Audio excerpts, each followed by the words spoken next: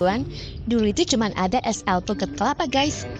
Kemudian baru disusul es oyen. Ini tuh berjualan dari jam 10 pagi sampai jam 5 jam 6 sore. Berjualan di tendaan dan ini tuh rame terus. Kalian tahu nggak untuk alpukatnya aja itu satu hari bisa mencapai 50 kilogram loh. Nah ini tuh aku pesan es oyen. Isiannya itu ada alpukat, pacar Cina, kelapa, kolang kaling dan juga ada nangka. Ya, esnya itu es serut ya seperti yang tadi kalian lihat. Kemudian dikasih dengan gula dan susu kental manis. Porsi ini itu harganya 18.000. Warnanya cantik menarik banget kan. Rasanya juga enak sih. Kalau kalian nggak suka terlalu manis, kalian udah ngomong dulu di depan, jadi kasih gulanya tuh nggak terlalu banyak. Tokannya ada di seberang Gang Bugis Kemayoran ini dan selamat mencoba.